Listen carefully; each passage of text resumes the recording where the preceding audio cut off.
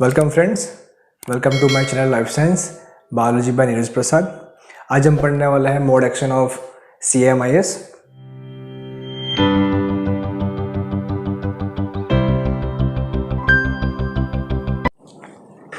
आज हम पढ़ने वाला है CMIS, that is cell mediated immune system, जो एक पार्ट है हमारे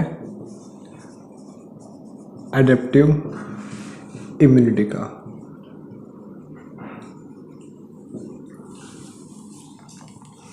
हमने देखा था जो हमारा एडेप्टिव इम्यूनिटी है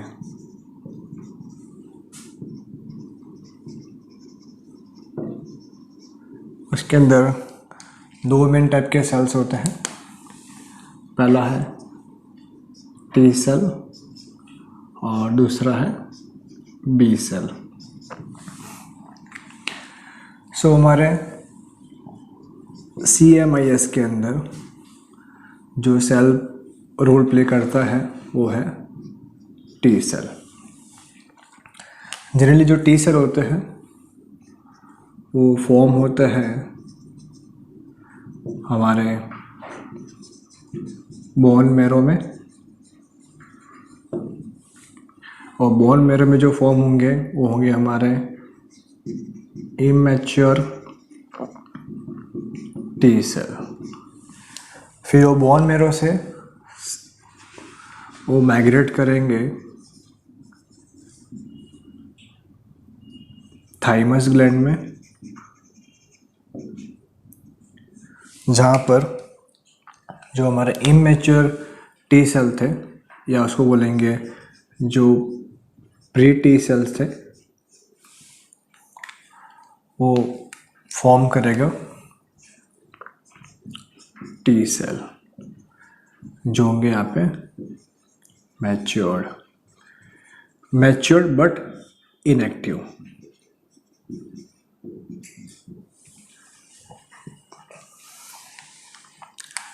अब थाइमस में क्या होगा? जो हमारा सपोज करो ये हमारा T सेल है,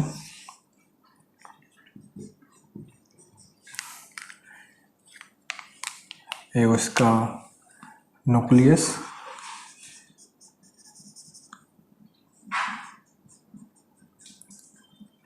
तो थाइमस में क्या हो रहा है, इसको मिलेगा एक रिसेप्टर जिसको बोलेंगे हम TCR, that is T cell receptor. Suppose करो ये हमारा TCR है। अब जो हमारे T सेल है मल्टीपल टाइप्स के होते हैं।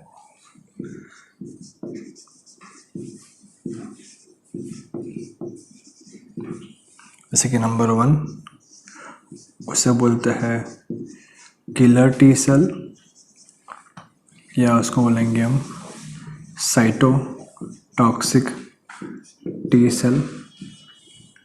जो दूसरे होते हैं उसको बोलेंगे हम हेल्पर T सेल। अब दोनों में फ़र्क क्या है? जो हमारे किलर T सेल है उसके अंदर TCR के अलावा उसके पास होता है उसके पास होता है CD8 पॉजिटिव का रिसेप्टर, और जो हमारा T हेल्पर सेल है उसके अंदर रहेगा TCR के साथ CD4 का रिसेप्टर। सपोज करो ये हमारा T सेल है। सपोज कर हम इसको डिवाइड कर देते हैं दो पार्ट में। हम मानते हैं ये वाला सेल है हमारा साइटोटॉक्सिक T सेल, और ये पार्ट को हम लेते हैं हेल्पर T सेल। जो हमारा साइटोटॉक्सिक T सेल है उसमें क्या होगा, ये लेट्स से ये हमारा TCR, same helper T cell के पास ये रहेगा TCR, और साथ में जो हेल्पर टी सेल है उसके पास रहेगा ये CD4 पॉजिटिव, और जो साइटोटॉक्सिक टी सेल है उसके पास रिसेप्टर रहेगा, उससे बोलेंगे हम CD8 रिसेप्टर। अब देखते हैं इसका एक्शन। अब है हमारा mode of action of T cell. Suppose करो ये हमारा एक APC है, that is antigen presenting cell. ये इसका न्यूक्लियस, और इसने एक यहाँ पे एंटीजन को प्रेजेंट किया है। सो ये है उसका MSC2 मॉलिक्यूल। सपोज करें उसका है एंटीजन। तो यहाँ पे क्या होगा, ये हमारा टी सेल जो है यहाँ पे इनएक्टिव फॉर्म में, so with the help of TCR वो बाइंड करेगा हमारे एंटीजन के साथ में क्या होगा, ये CD4 और ये हमारा TCR। सो जैसे ही यहाँ पे बाइंड करेगा तो जो हमारा जो इनएक्टिव टी सेल था वो बन जाएगा एक्टिव टी सेल। सो मान लेते हैं ये जो हमारा टी सेल था वो हमारा था T हेल्पर सेल। सो ये बन जाएगा एक्टिव T हेल्पर सेल। अभी जो एक्टिव T हेल्पर सेल था इसका होगा सेल डिवीजन, और ये फॉर्म करेगा मल्टीपल T हेल्पर सेल, और साथ में फॉर्म करेगा मेमोरी सेल। जो ये T सेल फॉर्म हुए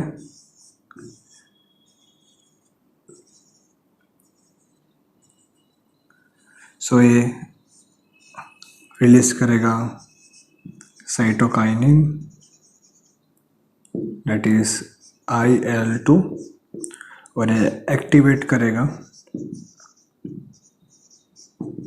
हमारे AMIS को।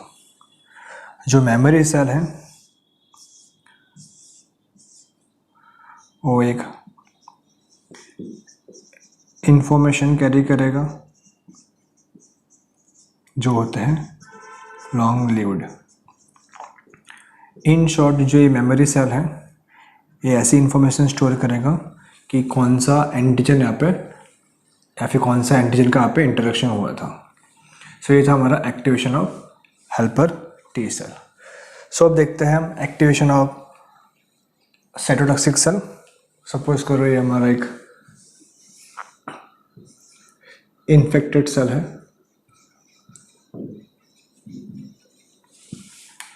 लेट्स से ये हमारा पैथोजन है।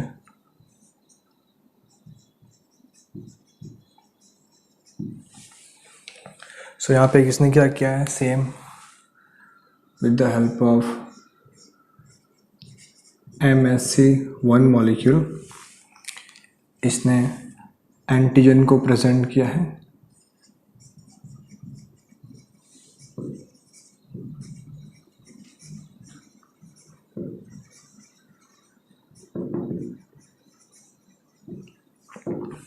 सो क्या होगा, सो हमारा साइटोटॉक्सिक टी सेल था, जो साइटोटॉक्सिक टी सेल है, ये इससे इंटरेक्ट करेगा with the help of TCR, और इसके पास दूसरा रहेगा CD8, और इसके पास रहेगा CD8 पॉजिटिव। अब जैसे ये इंटरेक्ट करेगा, ये हो जाएगा एक्टिवेट और फॉर्म करेगा एक्टिवेटेड टी साइटोटॉक्सिक सेल। फिर इसका सेल डिवीजन होगा और ये फॉर्म करेगा large number of activated cytotoxic cell, जिसको हम बोलते हैं किलर सेल। साथ में फॉर्म करेगा मेमोरी सेल।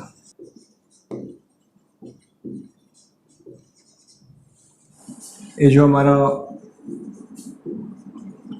एक्टिवेट हुआ साइटोटॉक्सिक सेल, वो फंक्शन कैसे करेगा, वो दो तरीके से फंक्शन करता है। पहले मोड में क्या होगा, सपोज करो ये हमारा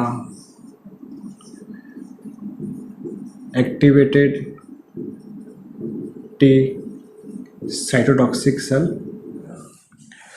सपोज करो ये उसका रिसेप्टर TCR और ये उसका CD8। सपोज करें ये हमारा एक सेल है जो इन्फेक्टेड है और है इसके अंदर ये पैथोजन, या फिर हम बोलते हैं माइक्रोब्स। सो अब क्या होगा, ये जो जैसे ही इन्फेक्टेड सेल है वो क्या करेगा, वो प्रेजेंट करेगा एंटीजन। सपोज करो इसने एंटीजन प्रेजेंट किया,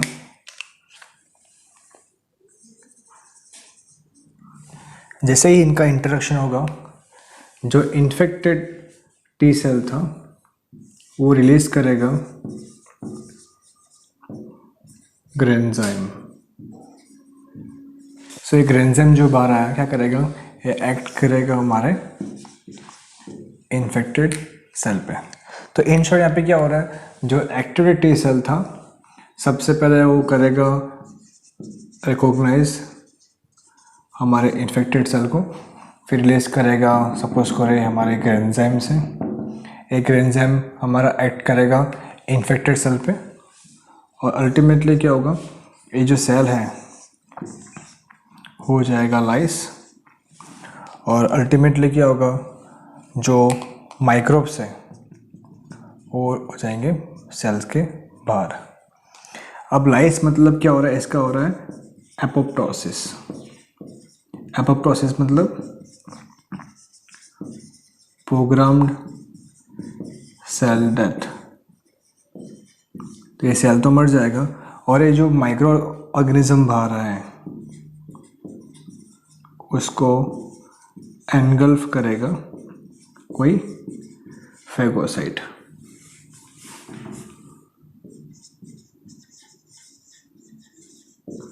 और इसको किल करेगा। ये था हमारा मोड नंबर 1। सेकेंड मोड में क्या होगा, जो हमारा एक्टिवेटेड टी सेल है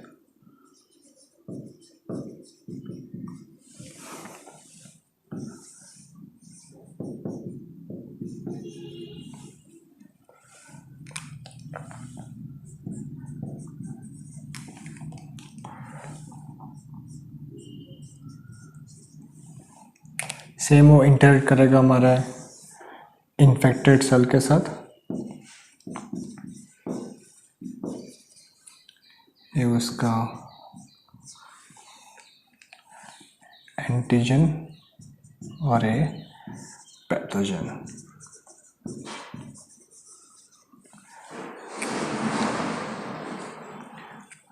जैसे ये इंटरेक्ट करेगा तो ये सेल रिलीज करेगा दो एंजाइम्स, एक है ग्रेनुलाइसिन और सेकंड है परफोरिन। ये जो परफोरिन है इन्फेक्टेड सेल में जाएगा और सेल को कर देगा लाइस, और दूसरा जो ग्रेनुलाइसिन है वो ऐड करेगा हमारे पैथोजन पे और उसको किल करेगा। तो अल्टीमेटली क्या हो रहा है, हमारा सेल भी डिस्ट्रॉय हो रहा है,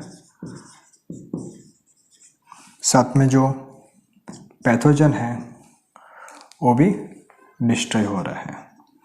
सो ये पाथवे में क्या था, हमारा जो हमारा सेल था उसका एपोप्टोसिस हो रहा था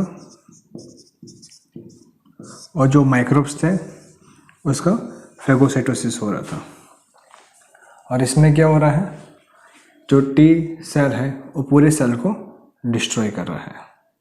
क्लियर है? सो ये था हमारा क्या, mode action of activated cytotoxic cell.